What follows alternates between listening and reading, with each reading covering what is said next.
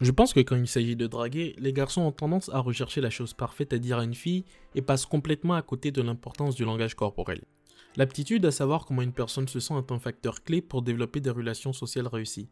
Donc je voudrais passer en revue la checklist des 3 étapes du langage corporel que vous pourrez utiliser vous-même. Bien sûr, la première étape est celle de la première rencontre et la façon dont une personne pourrait montrer son intérêt une première fois est souvent par le regard. Et plusieurs trucs peuvent se passer après. Une fille timide pourrait apparaître gênée et regarder ailleurs rapidement, alors qu'une fille confiante maintiendra le regard, sourira et ira même parfois jusqu'à faire un clin d'œil. Et la meilleure chose à faire ici est de revivre cet instant pour le reste de la semaine. Après ça, vous devez faire attention à la proximité. Quand les gens vous connaissent et vous apprécient, ils essaieront d'être près de vous le plus souvent possible. Ça peut sembler flippant, mais c'est assez normal et les garçons sont assez connus pour ça. L'un des meilleurs moyens de savoir si vous êtes romantique et non flippant, c'est d'être au minimum un 7 sur 10.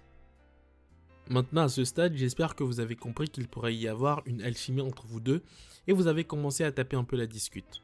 C'est la deuxième étape, établir un lien, et c'est là que la majorité des rendez-vous ont lieu. Vous devez faire attention au contact physique subtil. Un bon indicateur d'intérêt au cours d'une discussion est si une fille vous touche le bras ou le pénis pour mettre l'accent sur un sujet. Vous rencontrerez aussi parfois quelqu'un qui aime briser la glace du contact physique en faisant un top là. Ça peut être dur de savoir si elle le fait juste pour vous féliciter ou parce qu'elle a envie de toucher votre main, donc je préfère me débarrasser de toute ambiguïté en n'ayant tout simplement aucun accomplissement. Avec ça, vous devez aussi faire attention à sa posture. Les gens ont tendance à couvrir leurs poignets et leur cou lorsqu'ils ne sont pas à l'aise, donc si elle est à l'aise en ta présence, elle pourrait poser sa main sur la table ou montrer un peu plus son cou en penchant un peu la tête. Gardez bien à l'esprit qu'elle pourrait juste avoir un torticolis. Ok, pour celui-ci, vous pouvez l'expérimenter comme ça. Si quelqu'un veut se sentir plus proche de vous, il essaiera de supprimer toute forme de barrière comme un verre ou un sac entre vos deux espaces personnels. Parfois, si je sens que je plais à la fille, j'essaierai de voir ce qu'elle fait en mettant quelque chose entre nous pour l'empêcher de me parler. La plupart du temps, j'utilise ma personnalité ou je reste juste à la maison. Vous pouvez aussi construire un menu et ensuite dire que vous faites des vidéos YouTube. Mais bien sûr, elle peut faire des gestes plus évidents comme sucer et mordre sa lèvre. C'est assez sexy. Donc si toutes les cases sont cochées jusqu'à maintenant, avec un peu de chance vous pensez.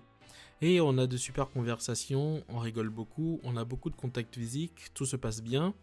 Et vous êtes prêts pour l'étape 3. Tout faire foirer. Cette étape est assez intuitive mais peut prendre entre 30 secondes et 10 ou 15 ans, donc rappelez-vous d'être patient. Pour lister quelques signes habituels de cette étape, vous les avez croisés récemment et ne vous ont pas remarqué. Elles ont un enfant et ce n'est pas le vôtre. Elles ont un enfant et c'est le vôtre. Et parfois, tout simplement, le fait de ne rien remarquer est une erreur en soi. Quoi qu'il en soit, vraiment pas de panique avec cette checklist. Dans tous les cas, vous pouvez tout résumer en une seule phrase. Soyez vous-même.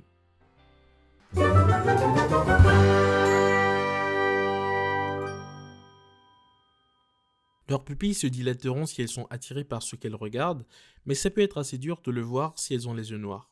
Donc sortez votre lampe torche.